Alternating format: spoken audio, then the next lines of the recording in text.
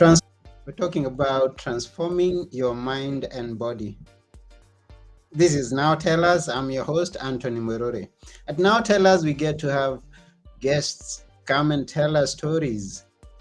They come and inspire us, they come and educate us on a subject, and always we have a great time here.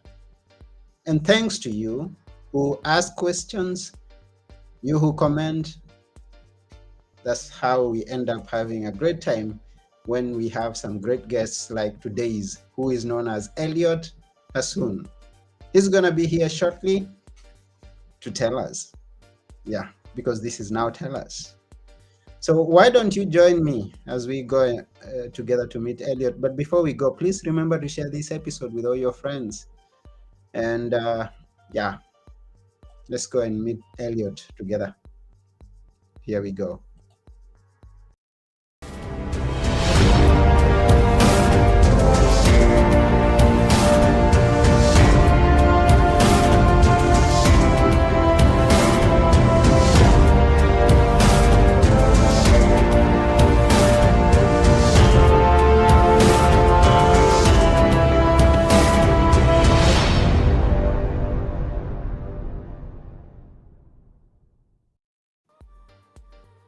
Hi, Elliot. Hey Anthony, how are you? Great to I'm be good. here. Yeah, welcome to the show. It's good that you are having you here today. Thank you for coming. Thank you for having me. Yeah, thank you for having me. I really appreciate it. Yeah. Where in the world are you? Right now, I am in Chile. It's one of the final stops for this year. There's a few countries to go yet, but we're in Chile at this moment in time. Have been here for the past 2 months or so, and we're here for still another month yet to go. Hmm. Sounds interesting. So several places to go. I wish I was in that position when I have choices. How does that happen for you that you have choices of where to go? when you're Well, it all started in 2020 when I was actually living in London in the UK at the time, and I'd only left the country to go on holidays, to go on trips and travel, etc. But at that time, I started working remotely. I started my journey as an online fitness coach in 2019, and then later launched my own business in 2020. And then there came a point within the pandemic where I realistically recognized that I didn't have any reason to stay in one place. I was able to travel, and I knew that if I didn't take the opportunity then, maybe the opportunity wouldn't have come up again. I was young, I didn't have a huge amount of responsibilities per se. And of course, my family live in the UK, but I was happy to just visit them from time to time. So I decided to pack my life into a suitcase and start traveling. I chose at first the places that would allow me in the countries based on the pandemic. So it was a little bit challenging at first. And Mhm. now the world that has opened up, it makes it so much easier. My fiance and I now do it together as well. I met her maybe 16 months or so into this journey too. So it's kind of been about 40% without and about 60% with, or the other way around. But yeah, it's been great. I've had two sides of that journey. So that's how it all started. And we continue today, and we continue to do it for as long as we continue to enjoy it. Wow. So it's an online business that you have. That, Exactly. So that fortunately, we're not tied to any location. Oh, that's good, and it's good that maybe at some point you're going to share ideas to someone who may be listening, who doesn't have a business that they can do where they are going anywhere in the world that they want. Yeah, it's the ultimate thing you can do if you want the freedom of being at wherever you want geographically. If you can don't really need to be anywhere specific based on a location or clients that you need to see in person, it's an amazing opportunity for anyone who wants to take it. Which countries have you been to in total? I mean, which are the major ones that you've visited? I try and remember them in order. So I've been to Portugal, I've been to the UAE, I've been to Mexico, of course, Colombia, Chile, Italy, France, Greece in Athens, where you are, Poland, back to the UK, which is home, and Croatia. I think that might be all of them within this time frame anyway. Okay, and I know there are so many more in waiting. Yes, absolutely. And plenty of cities within those different places as well. Okay, so far, which has been your favorite place to visit? I've always had a soft spot for Mexico. And funnily enough, my fiance is Mexican, so it gives us even more reason to go back than I had before. So I really enjoyed the country before I met her, and it's safe to say I enjoy it even more now that we're together as well. So yeah, it's somewhere that I thoroughly, thoroughly enjoy. I have a soft spot for Portugal as well. I thoroughly enjoyed my time in Lisbon. I thought it was a really great place, and it was nice for the coffee shop culture, the digital nomad culture as well, and a good blend of work and lifestyle balance as well, which I really like. So I'd say those are entering my top two off the top of my head. Anything to do with food in choosing Mexico? Oh, Because yeah, absolutely. Yeah. Mexican food is famous world over. Yeah, without a doubt. And once again, I thought I knew Mexican food before, but it's on a whole different level now. And yeah, it's one of the world's most unbelievable cuisines, that's for sure. Your business that you do now online and you coach, is this the training and the coaching? Because I saw you do some coaching. Is this the same in the same area that you do the trainings and Yeah, or is correct. more Yes. like So I primarily take care of people's health and fitness. I like to incorporate more of a holistic aspect. So I look at their mindset and their lifestyle and all the other things that are involved in that. But primarily, it's health and fitness coaching. It's getting people to ultimately, as the episode is titled today, helping transform both their mind and their body as well. tell us a bit more on that, transforming our mind and body, because we are curious to find out more how we can transform. Yeah, and I think they're very much intertwined. And I think that realistically, when you start working on your body, it's almost as if your mind comes along and lessons start to present themselves, situations start to present themselves in which you need to look into your mind to upgrade, to develop, and to evolve in order to transform the body.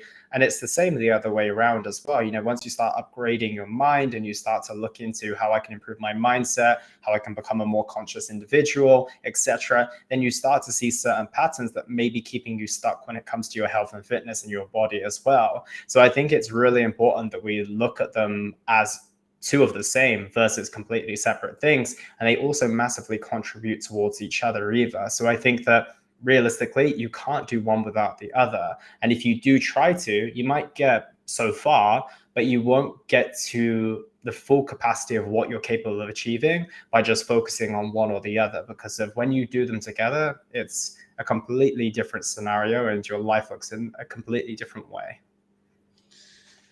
So we start with the mind, and I am someone who is very interested on this topic of the mind, because I know that the mind is the seed to everything else around. It all starts with the mind, and it ends up with from the thoughts that we have, the words that we end up saying, the actions we end up taking. Those are the things that shape our life. Mm-hmm. Now, what? How can I build a strong mind? How can yeah, someone is asking, maybe I need to be strong. Some people uh, undervalue themselves. They have so low self-esteem. How can I build my mind? I think the best place to start with that enormous question is to look at the most obvious places in which your mind might be holding you back. So Hmm. to tackle a question like, how do I build a strong mind? It's like, well, it's going to look different for absolutely everyone. And some people might just need to be doing a little bit of tweaking and adjusting. And then other people might need a complete overhaul, just like take a house renovation as an example. Some people might just need to add an extension. Some people might need to tear everything down and kind of rebuild from scratch, just leaving the foundations. So the first place I would look is, where is your mind tripping you up on your day to day? You mentioned self-esteem, for example. And I Hmm. think it's about getting curious and it's about asking questions. It's like, well, at which point in my life did I start looking at myself as not worthy, not sufficient, not enough, etc.? And how does it show up on my day to day?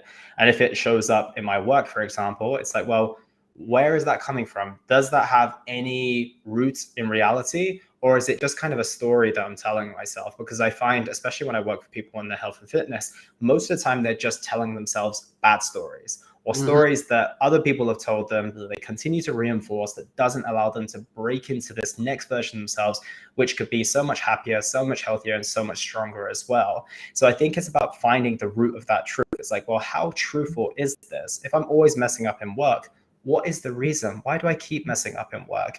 And then is it down to my ability? Is it lack of confidence in myself?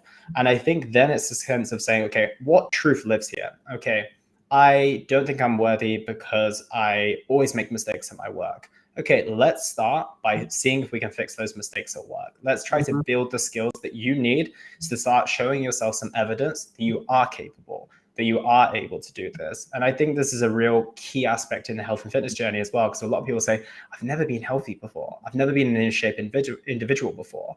So they've got every reason to believe that they're never going to be that, because the evidence in their life up until that point points to that. It points to them only being unhealthy, never having an example of being in shape, etc.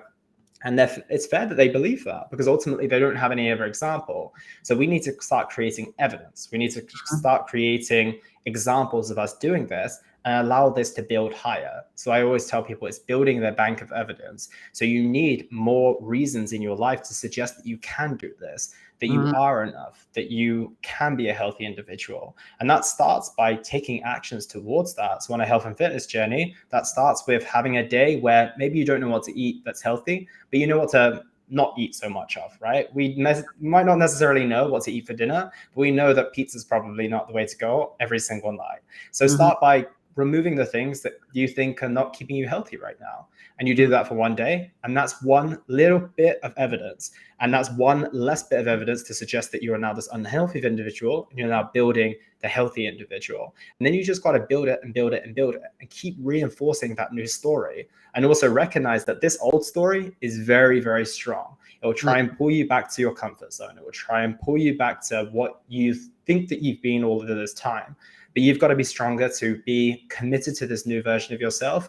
And you need undeniable evidence. You need to do it day in, day out, day in, day out, so that if your mind goes, well, you're just going to end up unhealthy again, you're like, well, no, look at all of this evidence I've got to suggest that I am a healthy individual now. This is my new identity. This is the story I'm going to continue to tell myself. And this old version of myself, it served me. It was amazing for the time of my life, but I'm no longer that version of myself anymore. So it's all about reinforcing this new version of who you want to be Mm-hmm. and leaving behind, forgiving, thanking, and letting go of the version of the past. Maybe taking aspects that you liked of yourself, but putting it in this new and evolved version. And that's ultimately what I would say is the best way to start sculpting your mind, is starting to tell yourself better stories and being able to back those up with evidence that suggests that that story is more true than your previous story. Thank you for that. You're very welcome. Yeah, at this point, let me thank all the viewers or listeners who have joined us. And specifically, let me thank Dani Narajo. She says, thank you for interviewing such an amazing coach. Yeah, it's very kind. Yeah, thank you for that comment. Now, I have a question. You meet with person for the very first time who is interested in improving his or her situation. Which is the starting point to know whether you are going to work with them, and how do you proceed? I would say that we start with the end in mind and then we work backwards. Hmm. So I want to know where someone is, but I also want to know where they go and how far away we are from that. Because it's always nice to have this big goal, this mountaintop to work towards. Because once we've got that vision for the future, then we can say, okay, well, we're here today. This is the future of where we want to be. What are the steps in between that we need to take to get there? So it's always good to start with the end in mind, because then we can work backwards and see, okay, is this possible? Is it feasible? What's required in order for me to get there? And then we've also got to then take where you are today, because if someone says, I want to transform my body and my mind in 3 weeks because I've got a holiday coming up. Okay, that might be a little bit of an unrealistic time frame to make this big leap within that time. So we might say, okay, your big goal is here, but within that time frame, we can get to about here, which is amazing. So let's focus on that first mini step. And I think that then it's also about recognizing that individual. Like we said, if they've been telling themselves the story of, I can never get in shape, my whole family has been overweight for all my life, all these different type of stories that they've told themselves, it might not be as straightforward as just taking this linear path up towards where they want to be. Quite often, as you probably know, in many different aspects of our lives, it goes up and down, it goes up and down. And we've just got to make sure that the trajectory is heading in the direction that we ultimately want to go. And that's, the route to success, but not expecting it to just go in this linear fashion, because of what I've seen in my life and what I've seen with all the clients that I work with is it never seems to go that way. So I like to get an understanding of their goal and where they currently are, and then also what they're willing to do.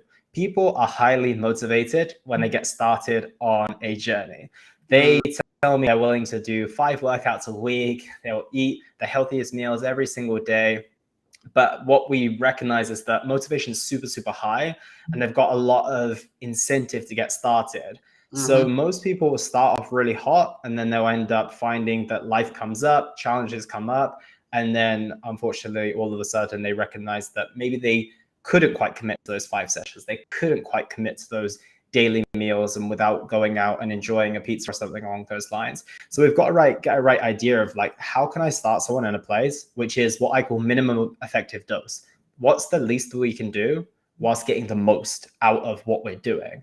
Because I think that's a much, much better place to start, so that someone can say, okay, we start you off on 3 workouts, even though you think you're capable of doing 5. Because when you complete those 3, you're like, perfect, I've ticked all my boxes for the week. And also when you get started, if you're not used to doing that much just yet, you can get some phenomenal results with just a little bit of effort.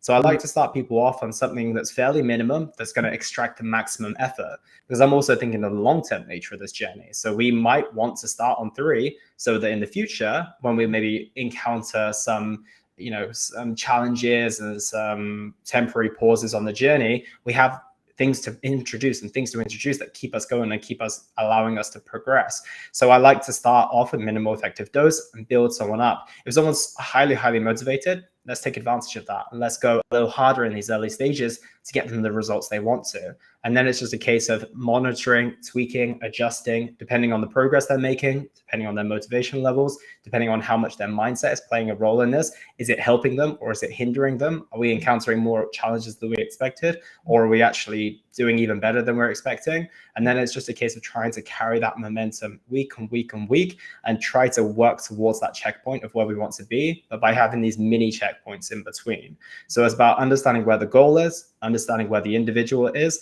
and then putting in practical steps in order for them to take those leaps towards where they want to be without them burning out and without them not seeing enough results in the process. Is a fine balance, because we're very impulsive. We want results right now, but also at the same time, sometimes we have to recognize that health and fitness isn't the only thing we've got going on in our life. We've got other things to do as well.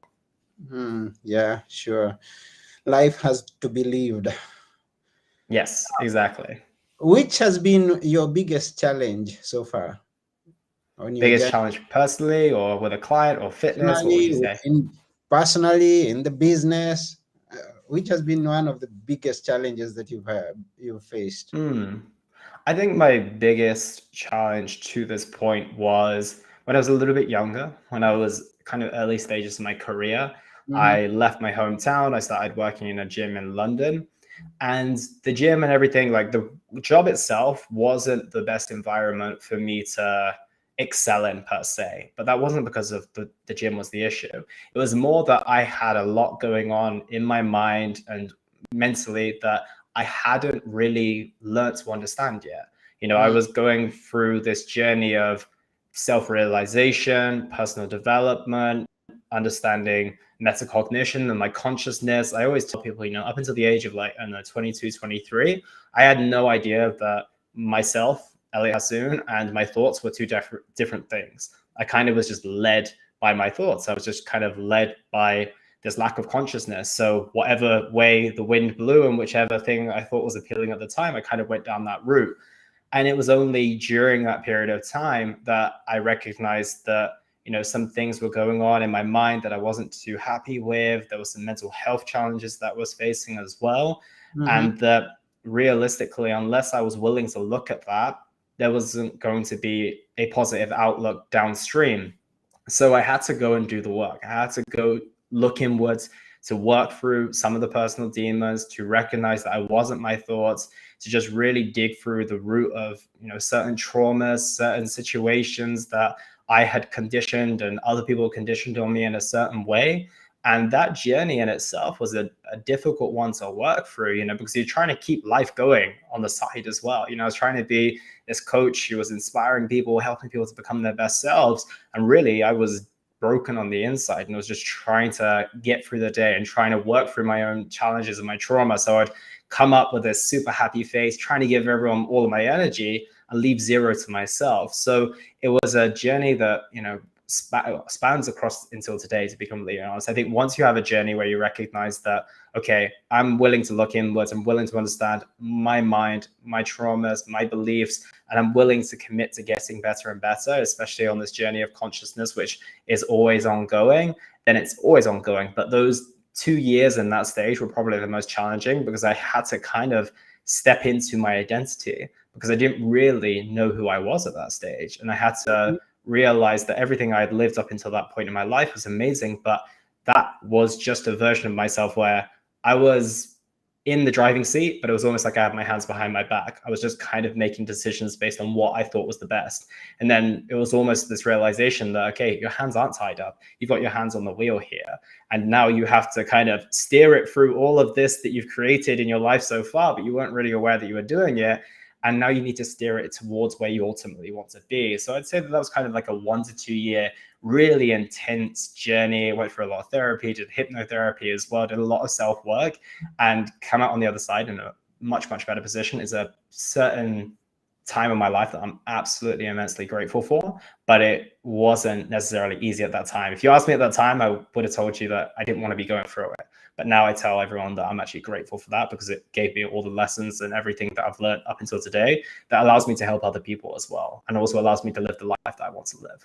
Yeah, the age that you just mentioned is one of the most crucial times in the lives of a person, when they are in a point where they don't know exactly where it is they are heading, and they are not very ready to leave behind what they've been. I mean, when everyone was looking after you, I mean, you didn't lack anything that you want. For example, if you're coming to live from living with your parents, and then you're on your own, you have to make decisions, you have to think of the future. So it's not an easy point in life. What would you Absolutely. advise to someone who could be going through such a period, with such experiences that are challenging? I would say to always have hope that things will eventually be better, but Mhm. also recognize that no one's going to do the work for you. You have to do the work. You have to look inwards, and you have to shape and create the life that you ultimately want to have. And I always say to people, it's not your fault, but it's your responsibility. So Mm. anything that you've gone through in your life up until this point, it might be the most unfair situation in the world. You might have had the most disadvantaged childhood you possibly could have. And that's not my situation, but I'm just giving in a very extreme example here.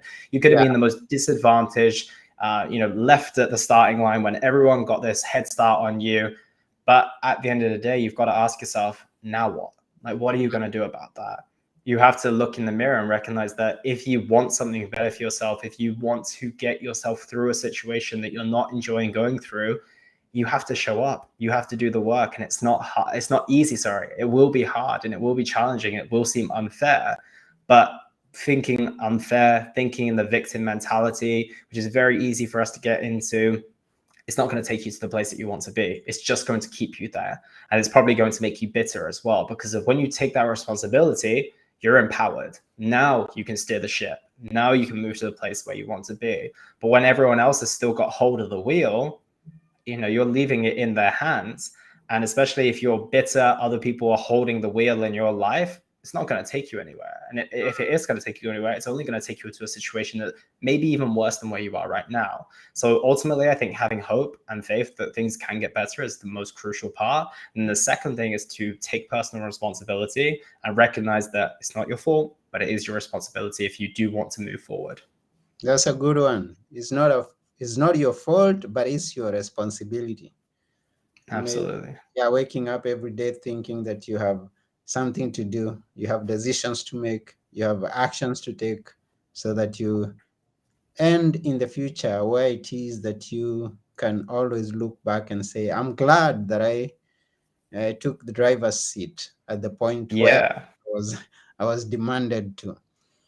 What an empowering position to be in as well. Like you can, I think that's what people also think about as well. They're like, maybe I'm just driving my way out of a challenging situation, but you Mhm. don't only drive yourself out of the challenging situation, you then get to drive yourself to where you want to be.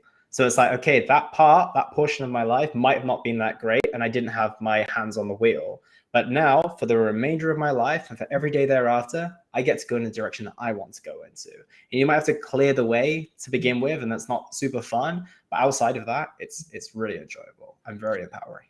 Yeah, sure. Now, talking of where you would, what you would want to be, like in your future, your dreams, and what's there for you tomorrow? What ideas, thoughts, dreams do you have? Oh, I have a lot of thoughts, ideas, and dreams. I think from a personal perspective, very excited to have a family in the near future. That's something that's on the horizon and very, very exciting. Probably going to get married next year as well. So that's also super exciting as well. So from a personal perspective, everything is taking shape. The conversations I'm having with my partner, the future that we're starting to envision for ourselves, and we're just taking steps daily towards that. So I'm very excited about that. From a kind of personal development standpoint, I always tell people that my goal is simply to evolve, is to show up as a better version of myself within my personal life, within my professional life, within my relationships, within my friendships, and all the things that I prioritize and deem as important in my life. As long as I can look back and say that, Elliot, you did significantly better, or at least somewhat better than you did last year. That's the most Mhm. important thing to me. And then ultimately, when it comes to the professional side of things, I just want to keep having the impact that I have on people's health and fitness. I want to help more people transform their bodies, their minds, their shape, their health, so that they can live lives that they never thought that was available to them.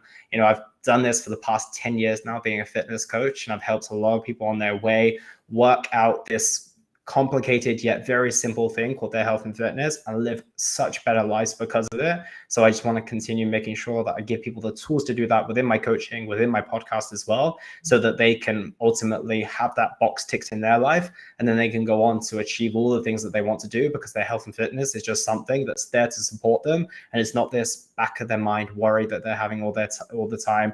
They're not worrying about the next doctor's appointment, or when they can't chase their child down the street because they're feeling out of breath or anything. They're focused on living their best life because their health and fitness is covered.